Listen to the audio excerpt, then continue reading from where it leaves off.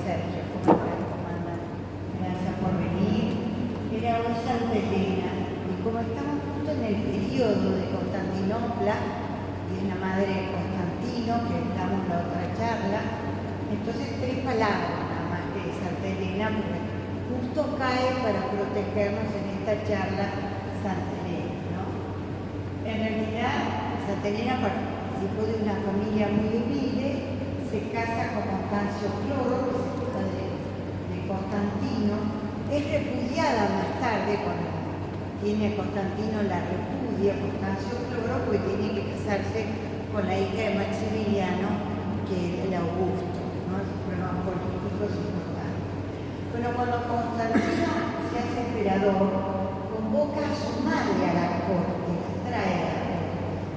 Esto es totalmente contrario a lo que se pensaba, por ejemplo, Santa Mónica es la que convierte a San Agustín. En cambio, Constantino es el que convierte a su madre Santa Elena, ¿no?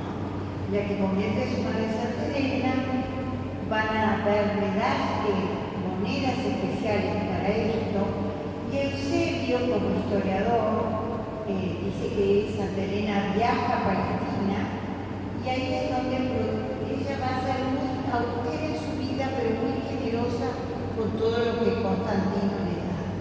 Entonces va a ser un templo muy importante en Belén, cerca de la Ruta de Natividad. También ha sido otro templo muy importante en el Monte de la Ascensión. Y va a hacer grandes donaciones a la iglesia, ¿no? En el año 326 hizo demoler el templo de Venus, que justo estaba colocado arriba de lo que se suponía que era el Gólgota y el Calvario, ¿no? Ella se hizo documentar por varios que habían vivido esa época. Silvina, no puedo creer, ¿no? Silvina de Martínez. Y bueno, y encontraron 3 cruces. Todo lo que hemos viajado a Europa hemos visto pedacitos y pedacitos de cruces distintas. Yo creo que de cruces de Cristo podemos llenar una multitud. Pero bueno, este es el templo de Venus, y lo hace demoler, y sobre el templo de Venus se escarba, interrogando a los judíos más antiguos que quedaban, y ahí es donde encuentran 3 cruces. Ella va a hacer como se dudaba cuál de las 3 cruces era la de Cristo, va a traer un enfermo, se acercan a las distintas cruces y esto ha sanado en lo que se considera que es la Sagrada Cruz. Elena va a hacer la Basílica Faustosa del Santo Sepulcro. ¿Y qué pasó con la cruz? La mitad quedó en Jerusalén y la otra mitad ella la traslada a Constantinopla. Acuérdense que tanto Constantinopla como todas las zonas de Jerusalén fue continuamente invadida, hasta por el rey de Persia que se llevó las famosas reliquias que había dejado ella. Bueno, lo que se sabe es que la reliquia más grande que pertenece a Occidente está en el monasterio de Santo Toribio de Líbano, en España, que es el brazo izquierdo de la cruz, en el cual está el clavo, que se supone que como nosotros no fueron crucificados, sería el de nuestro Señor Jesucristo. Pero Santa Elena le debemos todo esto más la escala santa. Aquellos que fueron a Roma, a San Juan de Letrán, habrán visto la escala santa al lado. Nosotros cuando éramos jóvenes la subimos de rodillas, ahora no sé, pero bueno, era parte del cuestionario del mundo. El padre Sergio le continúa, porque esta es una introducción mía que se la encarga. Bueno, buenas noches. Esta vez hemos visto la parte del concilio de Nicea, que había quedado un poco inconclusa la parte teológica. Entonces, esta vuelta terminamos de redondear un poco la Nicea, cuál fue el sentido, enganchamos para de Constantinopla y luego seguimos con toda la parte histórica. Bueno, ¿qué dice el Concilio de Nicea? Bueno, esta parte, creemos en un solo Dios, Padre omnipotente, hacedor de todas las cosas, visibles e invisibles, y en un solo Señor Jesucristo, el Hijo de Dios, el unigénito generado del Padre, es decir, de la sustancia del Padre, Dios de Dios, de luz, Dios verdadero de Dios verdadero, generado y no hecho. Es una aclaración contra Arrio, que decía que el verbo había sido creado, consubstancial, ahí está esa palabra homoousios, que fue tan, ahí después vamos a ver una cosita, que fue tan problemática ponerla en el concilio, con el Padre, porque todo fue creado, fue hecho en el cielo y en la tierra, ¿no? Entonces esa es la profesión de fe de Nicea, como ven es muy parecida a la de Nicea Constantinopla, evidentemente, pero acá nos quedamos con la palabra consubstancial, que nosotros en la traducción castellana habitual decimos de la misma sustancia del Padre, o sea, la palabra consubstancial tal cual no la vamos a encontrar.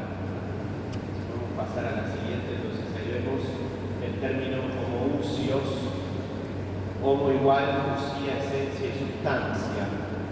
Va a ser muy problemática esta palabra porque en esta época no estaba bien definido qué significa sustancia, qué significa hipóstasis, qué significa persona, y encima, si además tenemos que agregar el tema de la traducción al latín, que no todas las palabras se equivalían, en parte había malas traducciones, va a traer muchos problemas esta palabra. Entonces, por ejemplo, el concilio de Antioquía, que fue previo evidentemente al concilio de Nicea, fue rechazado, y por eso costó tanto introducirlo en el concilio de Nicea, ¿no? O sea, porque estaba los recuerdos de este concilio que había malinterpretado, mejor dicho, no había podido definir con claridad qué significaba consubstancial. Y ahí tenemos los tres sentidos. El sentido material, la partición, es decir, si yo agarro una hoja y la parto, una mitad es consubstancial con la otra, ¿no? Y este era el sentido que había condenado el concilio de Antioquía. Evidentemente, las personas divinas no son una parte de la divinidad que se corta, entonces una parte es el Padre, el Hijo y el Espíritu. Hay que ver cómo se interpreta. El sentido específico, de dos hombres se predican los mismos atributos esenciales. Acá somos todos seres humanos, entonces alguien que nos mira dice, bueno, son todos consubstanciales, ¿no? Porque tenemos los mismos rasgos, ¿no? La misma definición de lo que significa ser humano. Pero tampoco se puede aplicar a la Trinidad, porque cada uno de nosotros somos individuos, entonces, ¿cómo se interpreta el consubstancial? Bueno, el sentido es numérico. El Hijo es consubstancial con el Padre, es un misterio, y el juicio es el juicio de fe. Es decir, la misma sustancia totalmente es tomada por el Padre, totalmente tomada por el Hijo. No vamos a hablar todavía del Espíritu Santo, porque no estamos aquí todavía, pero esa es cómo se entiende el consubstancial. Se diferencian por las relaciones. El Padre no es el Hijo no es el Padre, pero el Padre es totalmente la esencia divina, el Hijo es totalmente la esencia divina. ¿Cuál es otro ejemplo? No hay. El único ejemplo es Dios, ¿no? También, por ejemplo, cuando hablan de la unión hipostática, ¿qué otro ejemplo tenemos? No hay. El único es Cristo, ¿no? Entonces, justamente por eso es un misterio y es el juicio de la fe, ¿no? Bueno, y los padres capadocios en esencia tres hipóstasis, ellos empiezan ya a diferenciar lo que significa hipóstasis y esencia, que en este entonces se complicaba, se mezclaban, entonces podrían decir tres esencias, entonces ahí ya decimos no, o sea, no, en Dios hay una sola esencia. Una hipóstasis, no, son tres hipóstasis, son tres personas. Y esto es lo que se va clarificando a nivel doctrinal. Bueno, ¿cuál es el significado del Concilio de Nicea, que es muy importante, ¿no? Primero es hermenéutico, y esto para nosotros los católicos es fundamental. ¿Por qué? Porque los concilios forman parte de la tradición de la Iglesia y del magisterio. Estamos todavía en estos siglos, hasta el siglo VII, VIII, podemos hablar de la conformación de la gran tradición de la Iglesia. ¿Y esto qué significa?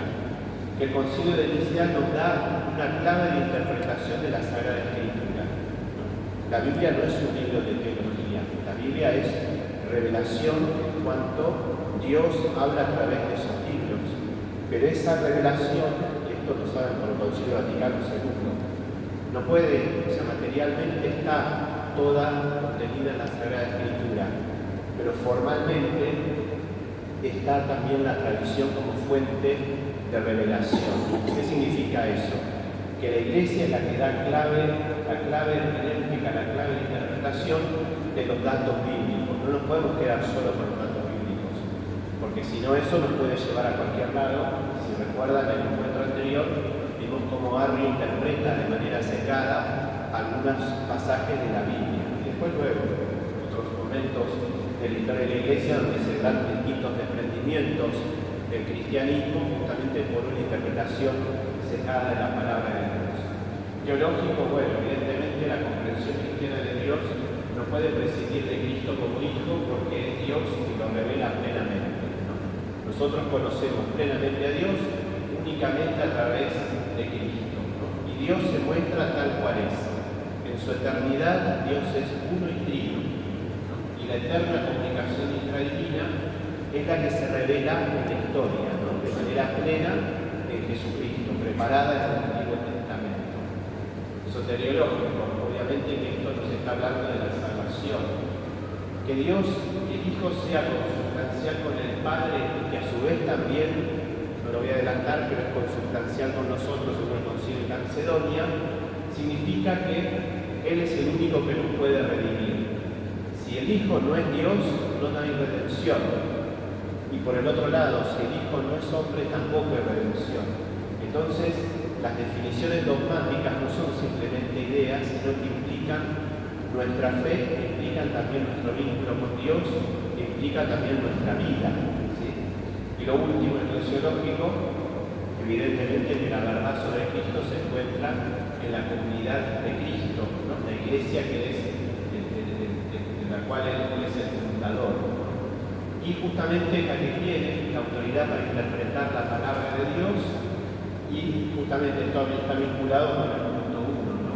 La Biblia no es autónoma en su interpretación y no es autónoma en la relación que tiene con la Iglesia, sino que la Iglesia es la que explica la palabra de Dios. Fuera de la Iglesia no podemos entender la Sagrada Escritura. Bueno, rápidamente, el concilio no fue aceptado con facilidad. Por ejemplo, de aquí se buscan caminos alternativos, ¿no? Los arrianos extremistas que lo rechazan y los homoliusianos que querían hacer una línea media entre los arrianos y los ortodoxos entendidos como los católicos en este caso, diciendo, bueno, no digamos que es igual, sino que es semejante, ¿no? Estas justamente son intervenciones del emperador, sobre todo del cesarpapismo ese, que quería meter como distintos caminos medios doctrinales para mantener unido el imperio, ¿no? Bueno, en el 362 se toma como verdadera la profesión de fe de Nicea, pero nuestros amigos arrianos regresan en el siglo V cuando se producen las invasiones bárbaras que eran todos arrianos, ¿no? Bueno, ahí después abajo están las conversiones quintos reyes, que bueno, lo vamos a pasar. Bueno, vamos al Concilio de Constantinopla.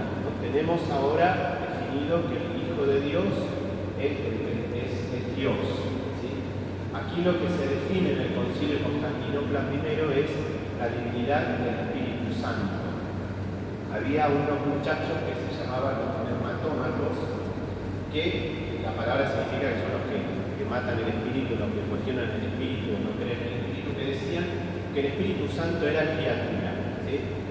Tomando esto de que la palabra de Dios no se interpreta de manera autónoma, pero ellos tomaban, entre otros, ¿no? Acá está muy simplificado, Juan 1:3, que dice, todo fue creado por el Verbo, ¿no? Todo fue creado, ¿no? Tiene presente el prólogo de Juan, Entonces ellos decían, si todo fue creado por el Verbo, el Espíritu Santo también fue creado por el Verbo, ¿no? Es decir, una explicación literal, directa de lo que es ¿cómo se llama? Este versículo, ¿no? Pero enfrente lo que defienden la divinidad del Espíritu Santo, entre otros, son San Atanasio, San Basilio, San Gregorio Nacianzo, San Gregorio de Niza. Pero como el concilio de Nicea había tenido tantos problemas con la palabra ousios, no querían usar la misma palabra, fueron por otro camino, y el camino fue litúrgico y soteriológico, ¿sí? Es decir, un camino de alabanza y adoración a Dios y un camino de entender cómo el hombre es salvado por Dios a través del Espíritu, ¿sí? Entonces, lo litúrgico ubica las doxologías. No pensemos que ¿cómo se llama? La liturgia de la iglesia fue tal cual en el siglo I como es ahora, sino que también hubo una evolución a medida que también los distintos ritos y también la distinta comprensión de lo que es el misterio cristiano, pero se fueron dando distintas fórmulas, ¿no? Entonces, en Gloria, entre otras fórmulas, estaba Gloria al Padre mediante el Hijo en el Espíritu Santo, ¿no? Y se pasa a una doxología coordinada. La anterior se llamaba doxología escalonada, ¿no? Del Padre al Hijo, del Hijo al Espíritu. En cambio, la coordinada es todos juntos, podemos decir. Gloria al Padre con el Hijo y con el Espíritu Santo, ¿no? Justamente para elevar la comprensión de que el Espíritu Santo es también Dios. Y San Atanasio afirma que el Espíritu Santo es el al cual se le atribuye nuestra divinización. Entonces, tomando esto, justamente que el Espíritu es el que nos diviniza, el único ser que puede ser divino a Dios es Dios, por lo tanto el Espíritu Santo es Dios, ¿no? Entonces aquí viene la definición dogmática del Concilio de Constantinopla. Bueno, creemos en el Espíritu Santo, Señor vivificador, que procede, esta también es una diferencia con respecto al Hijo, del Padre, y ahí aparece el filioque, que vamos a decir algo, juntamente con el Padre y el Hijo es adorado y glorificado. Como ven, esos son los términos que igualan al Padre y al Hijo con el Espíritu, ¿no? Reciben adoración y gloria. Eso es lo que nosotros decimos en el concilio, en la fe de Nicea Constantina. Bueno, no se usan ousios, se usa las palabras Señor y vivificador. Así que con el Padre y el Hijo es adorado y glorificado. Y la palabra procede, que está por ahí arriba, hay un montón en griego, qué sé yo, dice que por un lado no es creado, pero tampoco es generado, porque el que es generado es el Hijo, ¿sí? Entonces, ¿cómo decimos nosotros? El Padre genera al Hijo, el Espíritu Santo procede del Padre y del Hijo. O, mejor dicho, el Hijo es engendrado por el Padre, el Espíritu procede del Padre y del Hijo. Y por otro lado, la fórmula que habló por los profetas manifiesta que el Espíritu Santo es el que une el Antiguo y el Nuevo Testamento. Bueno, pasamos aquí. Ahí tenemos ya todo junto, ¿no? La profesión de fe de Nicea Constantinopla, que era un solo Dios, Padre Todopoderoso, pero era un solo Señor Jesucristo, que ahí, bueno, Dios de Dios de luz, engendrado, no creado, consubstancial con el Padre, con la misma naturaleza con el Padre. Creo en el Espíritu Santo, Señor y dador de vida que procede del Padre. Hasta ahí es el concilio de Constantinopla I. Y después a los occidentales nos gustó agregarle y del Hijo, del filioque, que vamos a hacer una pequeña cosita de abajo, que con el Padre y el Hijo recibe una misma adoración y gloria y que habló por los profetas, ¿no? Tenía una cláusula, entre otras, la cláusula del Concilio de Constantinopla, que decía lo siguiente: esta es la fe verdadera católica a la cual no se le debe ni quitar ni agregar nada. El problemita vino cuando en el año, más o menos, en el año 809, del signo de Vaticano, se agrega el filioque, que en latín significa y del Hijo, el Espíritu procede del Padre y del Hijo. Como Oriente y Occidente no se llevaron nunca muy bien, hubo un amigo que se llamó Focio, que apareció en el siglo IX, y que dijo de que esto era herético y que por lo tanto toda la Iglesia occidental había caído en herejía porque rompía con la normativa de Constantinopla, ¿no? Evidentemente que se trata de la misma profesión de fe entendida distinta, ¿no? ¿Cuál es? Que cuando se dice que procede del Padre y se quita el filioque, lo que se pone en evidencia, lo que se resalta es el Padre como fuente de la divinidad. El Padre que engendra al Hijo y a través del Hijo expira al Espíritu Santo. Nosotros los occidentales, ¿qué decimos? Más bien se fortalece la unidad de la Trinidad, porque el Padre engendra al Hijo y el Padre y el Hijo expiran al Espíritu Santo. Las dos fórmulas son ortodoxas, algunos de los orientales hoy nos dicen que somos herejes, pero en definitiva estamos diciendo lo mismo de una manera distinta. Perdón si me extendí tanto, pero ahora viene la parte más divertida. No. Esa no me olvidé cuando se la dejé a él, ¿no? Porque si yo hablaba de sustancia, qué sé yo, soy licenciada en historia. Bueno, yo les cuento la parte histórica, ¿no es cierto? Teodosio es el triunfo de la ortodoxia. Hay un libro buenísimo, que es varios libros, que se llama La nave de las tempestades, del padre Sáenz, en el cual él considera que la primera tempestad son las persecuciones, la segunda tempestad son estas herejías, ¿no es cierto? Y para el padre Sáenz, esta época es más riesgosa que las persecuciones, porque las persecuciones los mártires sabían muy bien por qué se martirizaban. En cambio, cuando hubo que armar la doctrina, pulir los dogmas de fe, cuestionarse, todo esto fue donde aparecieron las verdaderas herejías.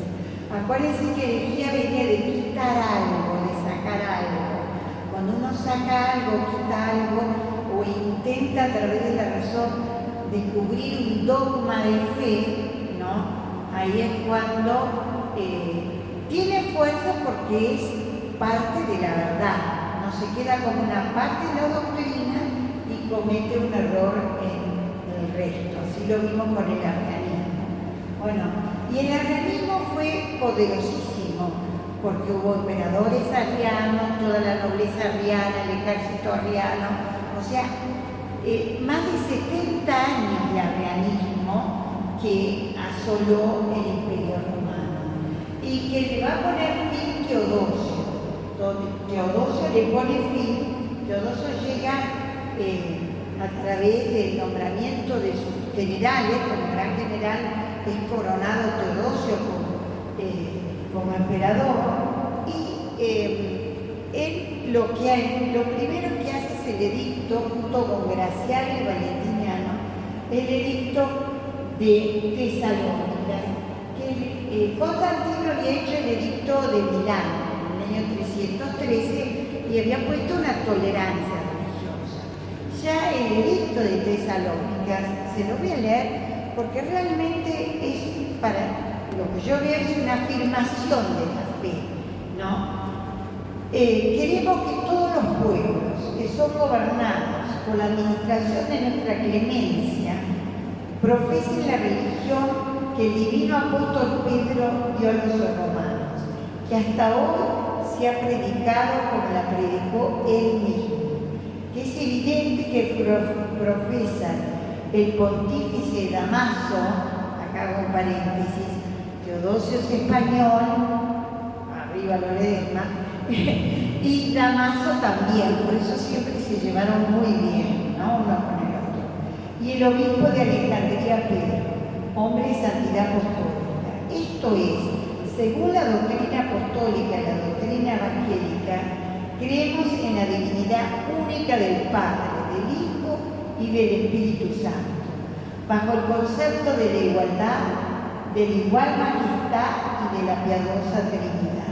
Ordenamos que tengan el nombre de cristianos católicos quienes sigan esta norma, mientras los demás los juzgamos dementes o locos, solo lo que empezará la infamia de la herejía. Sus lugares de reunión no recibirán el nombre de iglesia y serán objetos primero de venganza divina y después de persecución a través de todos. O sea, no es un edicto nomás que dice que va a ser el cristianismo, no, es una afirmación de su fe, ¿no? Entonces Teodosio logra convertir al cristianismo en la religión oficial del imperio. Y para eso va a ser un firme católico ahí en Roma. Y él no es la vida de Constantino, si los tenemos que comparar, que Constantino, ¿se acuerdan? Se convirtió dos meses antes de su muerte, se bautiza. Eso de dejar el título de pontífice máximo era medio difícil para los emperadores. En cambio, Teodosio no. Teodosio se convierte joven y hace una verdadera conversión. Hace traer, por ejemplo, todos los credos, el credo arriano, el credo de los macedonios, y como los leen y dicen no están de acuerdo, los manda a quemar, ¿no es cierto? Y toma realmente medidas para integrar el cristianismo frente al Imperio Romano. Hace una entrada triunfal en Constantinopla, y descubre que todas las iglesias de Constantinopla tienen sacerdotes arrianos. Acuérdense que hasta Valente II, que era el padre de él, fue arriano, así que es muy lógico. Entonces les manda sacar, o aquel que no salga de su herejía. Acuérdense que cuando un concilio pone una fe, el que no esté de acuerdo con esa fe, a partir de ahí se llama herejía, ¿no? Entonces van a ser realmente cambiados por obispos ortodoxos, ¿no es cierto? Especialmente, sobre todo, se va a prohibir las reuniones de los paganos, el derecho a testar, el derecho de suprime todos los sacrificios paganos, y en el año 392 va a decretar que el culto pagano está equiparado al clima de lesa humanidad. Los herejes son considerados fuera de la ley, ¿no? Además, vamos a encarar cuando él da el edicto de Tesalónica, ¿no? La importancia que da, que va a apoyar, como bien habló el país Sergio, el concilio de Constantinopla. Él quería la unidad, a toda costa la unidad y el triunfo del cristianismo. La próxima también es del concilio de Constantinopla, ¿no? Y el carácter personal de Teodosio nos va a llevar a que hay un gran santo que es San Ambrosio de Milán en este momento, ¿no? San Ambrosio de Milán, que se llevaba muy bien con Teodosio, Teodosio lo tenía como confesor y consejero. Entonces, cada macana que se mandaba a Teodosio, San Ambrosio tenía una reprimenda. Y esto, en primer momento, pasó en Antioquía. En Antioquía se levantaron en contra de los impuestos y Teodosio iba en contra de Antioquía, y es San Juan Crisóstomo, pico de oro. ¿Se acuerdan de San Juan Crisóstomo? ¿No? Su oratoria se llama Pico de Oro. Y convenció a Teodosio que no hiciera nada. Pero después hubo un levantamiento en Tesalónica. Tesalónica era como la ciudad más importante, más querida. Y lo que hicieron fue la multitud, mataron a un general romano enviado por Teodosio. Entonces por más que San Ambrosio dije, no tomen ninguna medida en caliente, o sea, enfurecido, él mandó encerrar en el circo de Tesalónica y pasó a espada a 7.000 bravos Teodosio. Pero acá es cuando San Ambrosio de Milán se encuentra con Teodosio y lo reta. No solo lo reta, sino que le da un castigo muy importante para un emperador, que fue durante 8 meses. Él no tenía que hacer una vida más casta, sacarse todos los atributos imperiales, y recién después de 8 meses de hacer una penitencia importante, la próxima, San Ambrosio lo perdonó, ¿no? Así que el obispo de Milán ya tenía esta fuerza frente al único emperador, porque es la única vez y la última vez que el Imperio Romano de Oriente es unido, ¿no? Bueno, entonces, el macedonismo, gracias a Dios, ya lo explicó el padre. Y ahora viene la división del imperio. ¿Qué es lo que pasó en la división del imperio? A la muerte de Teodosio se va a dividir el Imperio Romano en 2 y ya nunca más se va a volver a unir, ¿no? Que son entre sus 2 hijos ahora. Occidente le tocó a Honorio y a Arcadio a Oriente. Sí, poneme el mapa. Entonces, yo lo que le quiero contar es, sobre todo, acá es cuando yo produzco, ¿no? ¿Qué es lo que no tengo que pisar acá? Me enriedo, no me caigo por desgracia. Bueno, es lo que dice ahí, ¿no? Estos pueblos federados, ¿no? Los visigodos y los ostrogodos, a través de Teodosio los va a nombrar pueblo federado. ¿Qué quiere decir pueblo federado? Ellos son indoeuropeos, ¿no? Son lo que uno llamaría más generalmente germanos. Eso indica la debilidad del Imperio Romano. ¿Qué quiere decir? Que los visigodos y ostrogodos van a cuidar las fronteras de otros godos, ¿entienden? O sea, realmente esto es un chiste, porque ellos van a tener que estar cuidando las fronteras de los pueblos que están empujados por los ¿por qué es importante? Porque tanto los visigodos y los ostrogodos, por ser pueblos federados, tienen contacto con los militares. Y ese élite militar, ese élite se ha convertido al arrianismo. Entonces los visigodos y los ostrogodos son arrianos, ¿no? Y al ser arrianos, después vamos a tener que hacer un doble esfuerzo en convertirlos al cristianismo. ¿Sí? ¿No? O sea, para Occidente acá se arma un dolor de cabeza. Y así como lo ven, porque Arcadio de este lado y Honorio de este lado, cuando los visigodos van a intentar ir hacia Oriente, Arcadio con gran diplomacia se los manda a Honorio, un buen hermanito, se los mandó, ¿no? Entonces los visigodos, Alarico va a tomar Roma, conquistar Roma en el año 410, y a partir de ahí, la pobre Roma, 410 son los visigodos, después vienen los vándalos en 455, después vienen los ostrogodos más tarde.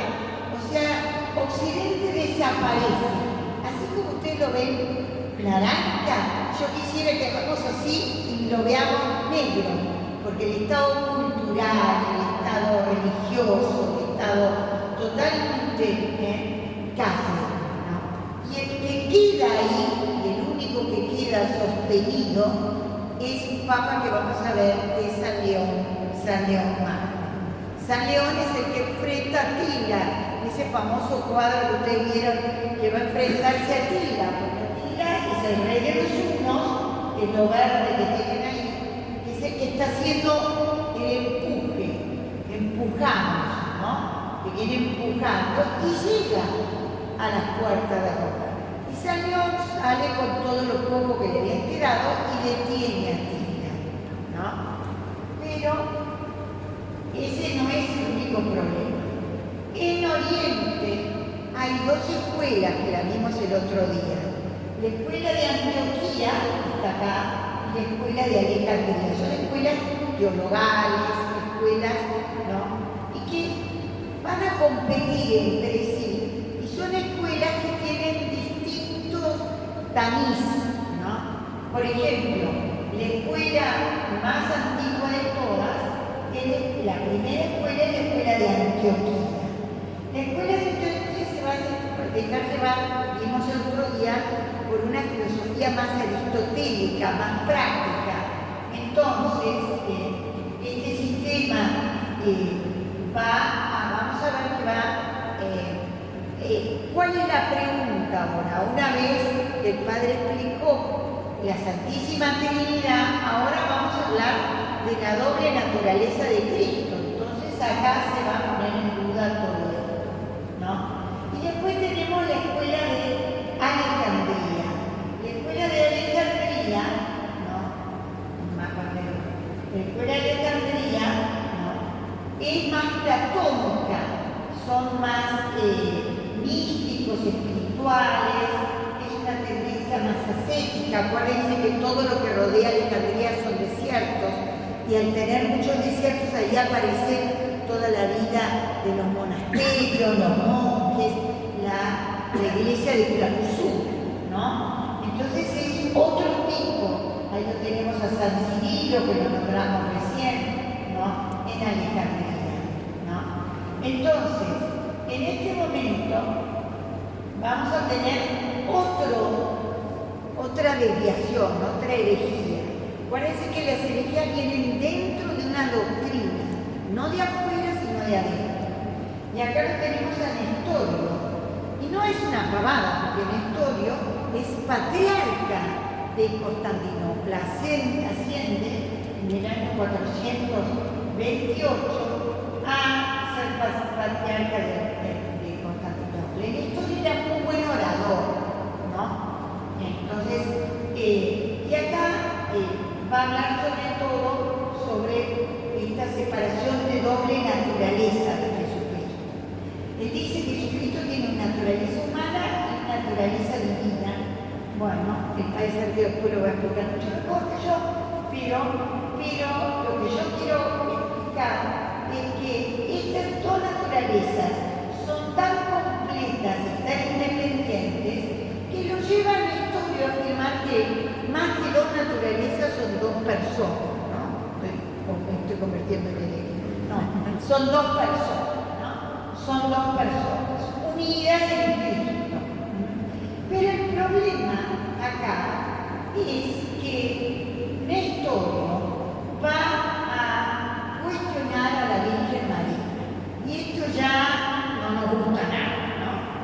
Entonces, él dice que la Virgen María es Madre de Dios, pero como él duda y tiene esta idea de esta doble naturaleza, de naturaleza humana y naturaleza divina, que casi son dos personas, no dos naturalezas, él llega a establecer que la Virgen María puede ser madre de la naturaleza humana, pero no de la naturaleza divina.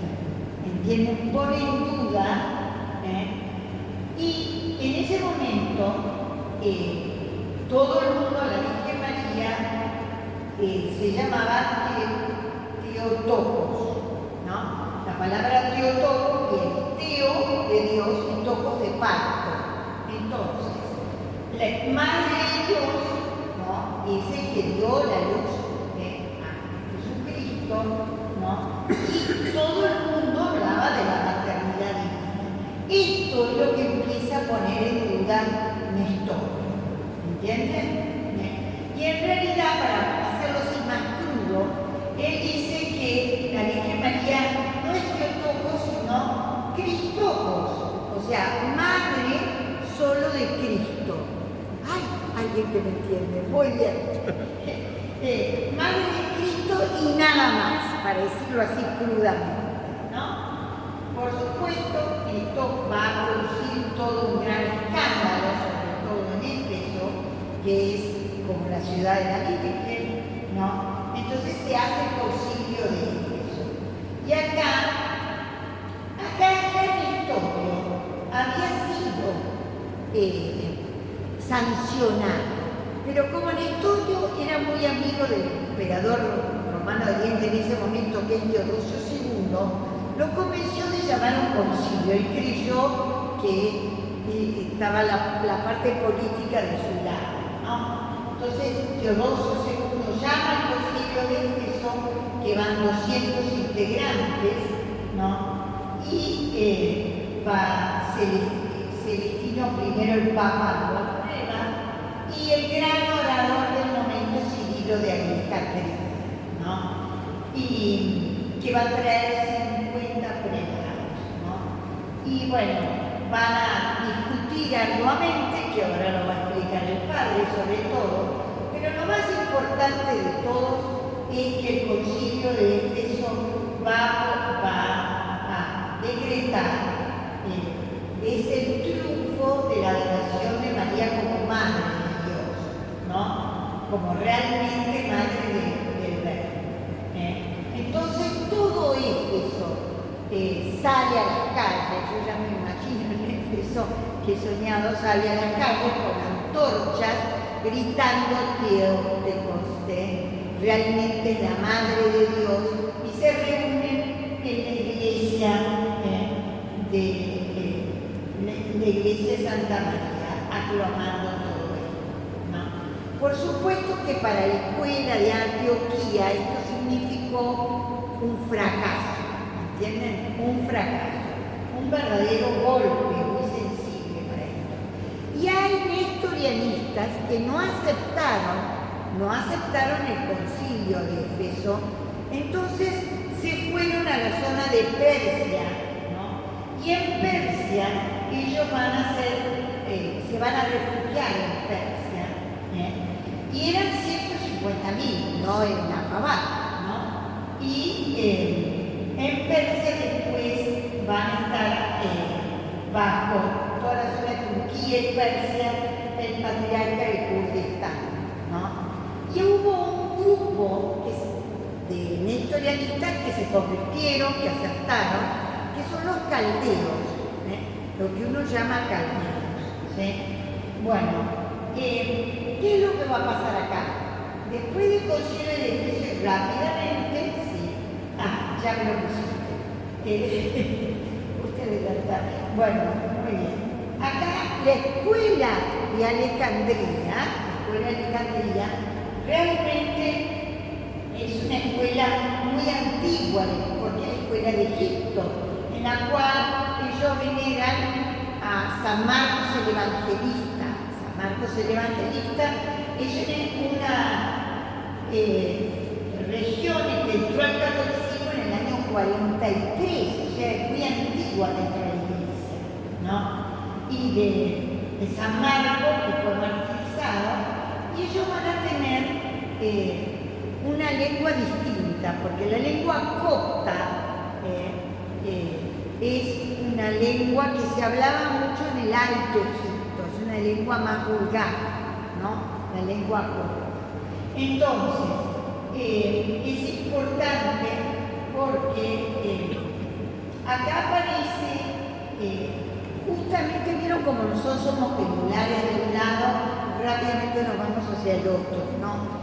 La escuela de Antioquía fracasa y la escuela de Alejandría se apoya más, sobre todo tanto ir en contra de Nestorio, de que la naturaleza divina es importante, se van exactamente a la herejía posterior. En vez de apoyar la doble naturaleza de Jesucristo, se quedan más con la naturaleza divina de Jesucristo.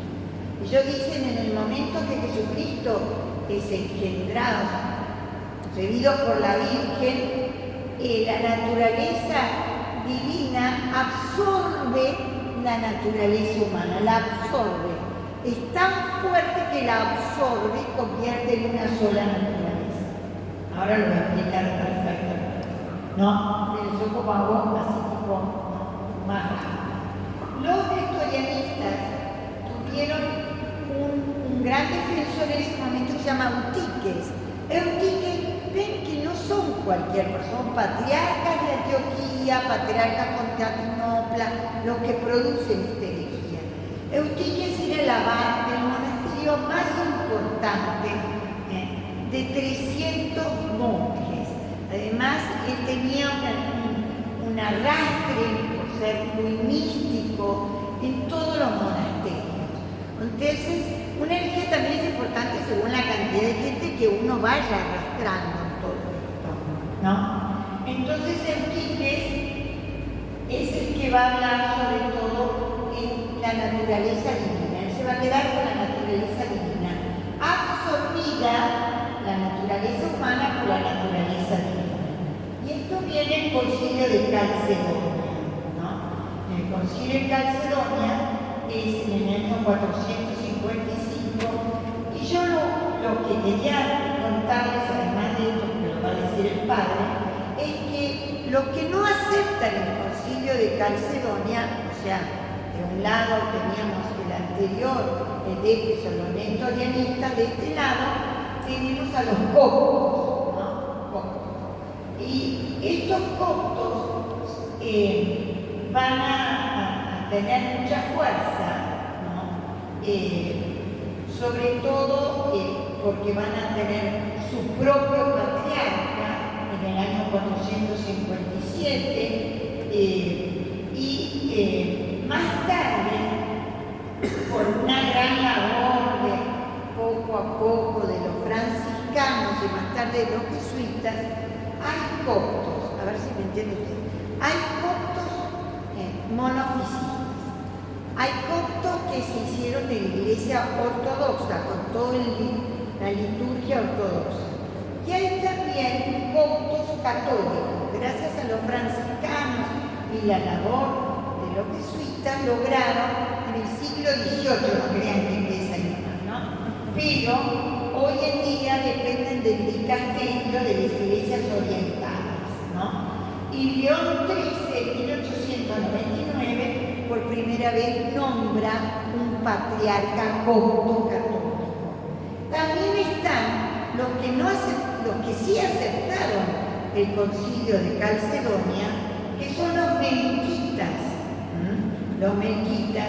Y ustedes no saben que en Scalabrini Ortiz, llegar a Córdoba, al lado de la comisaría número 25, hay una iglesia muy linda que es una iglesia melquita, ¿no? Que también tiene la liturgia alejandrina, o sea, la liturgia oriental, pero también depende del dicasterio, son melquitas católicos, ¿entienden? Son melquitas católicos. Aceptaron, tienen una cantidad enorme de íconos por todos lados, es una iglesia muy oriental, los candelabros, por ejemplo, el candelabro de las tres velas significa la Trinidad, el de dos significa la doble naturaleza de Cristo, todo es muy simbólico en la iglesia melquita, ¿no? Pero yo quiero terminar con una frase hay una carta encíclica de Pío XII que se llama Septimius Rex Christus, del año 1951, que él escribe por los 15 siglos del Concilio de Calcedonia, ¿no? Y realmente él explica, como todos los papas, Pío XI hizo grandes documentos en 1925 con Nicea, en 1935 es una encíclica que es Lex Veritatis, cuando es 15 siglos, y acá él escribe esta carta encíclica, pero toma una frase de San Gregorio Magno que dice: sobre estos concilios, como sobre un cuadrado, que son 4 concilios, Nicea, Constantinopla, Éfeso, ¿no? Y este último dice, sobre estos concilios, como sobre un cuadrado de piedra, se eleva el edificio de la fe, y quien no se apoye en su solidez yace aún fuera del edificio. O sea, estos 4 concilios son los que crearon el credo, que les costó muchísimo, ¿no? Nosotros como automáticamente rezamos el credo y no nos damos cuenta esta evolución tan importante que tuvo, ¿no?, la Iglesia para limpiar, afirmar su doctrina, sacarle todo lo confuso, pero y toda la cantidad enorme de herejías que esto también produjo. Sí, el padre Sergio la va a explicar. El concilio, los 2 concilios últimos. Bueno, ya vamos redondeando. Perfecto. Vamos redondeando. El concilio de Éfeso del año 431 lo que define es la verdadera naturaleza humana de Cristo, ¿no? Antes había sido problemática la aceptación de la divinidad del Verbo, ahora es la humanidad de Cristo, ¿no? En Cristo hay 2 naturalezas, divina y humana, y una persona, la del Verbo. ¿Por qué? Nestorio afirmaba que había 2 personas en Cristo, porque bueno, él pensaba que la naturaleza dependía de la persona. Entonces, si había naturaleza humana, debía haber también persona humana. La imagen que él toma es la de un hombre que está dentro de un templo, ¿no? Así como un hombre está dentro de un templo, el Verbo está dentro de la humanidad de Cristo, ¿no? Son imágenes que después se van purificando, porque también San Cirilo tiene una imagen que va a ser confusa y que va a llevar al monofisismo. Entonces, la definición es a través de la maternidad divina de María, ¿no?, que es la primera definición dogmática en relación a la Virgen y es el principio principal, así se dice, ¿no? El principio principal para poder acercarnos a la persona de la Virgen es que ella es Madre de Dios. De ahí se deriva la Inmaculada Concepción, se deriva la perpetua virginidad, se deriva la Asunción, por supuesto, ¿no?, los grandes dogmas marianos. Entonces, la definición que va a decir Éfeso es: no decimos que la naturaleza del Verbo transformada se hizo carne, es decir, después de ser Verbo, después de ser Dios, se hizo hombre. Tampoco decimos que se transmutó en el hombre entero compuesto de alma y de cuerpo, sino también que habiendo unido consigo el Verbo hipostáticamente, y acá la palabra hipóstasis equivale a persona, una carne animada de alma racional, es decir, es un hombre completo. No es solamente la carne, sino también es el alma. Pensemos el tema de que todo lo que es asumido es redimido. Entonces, si hay una parte del ser humano que no es asumido, no va a ser redimido. Si no tiene alma, nuestra alma no es salvada. Se hizo hombre de modo inefable y comprensible y fue llamado Hijo de Dios. Bueno, ahí está toda la definición dogmática. Vamos directamente. De esta manera, los santos padres no tuvieron inconveniente en llamar Madre de Dios a la Santa Virgen. No ciertamente porque la naturaleza del Verbo su divinidad hubiera tenido origen en ella, sino porque nació de ella el santo cuerpo dotado de alma racional, a la cual el Verbo se unió sustancialmente. Acá vemos que hay palabras que son confusas, acá sustancialmente equivale hipostáticamente. Se dice que el Verbo nació según la carne. ¿Se entendió esta parte? Porque por ahí es un poco confuso.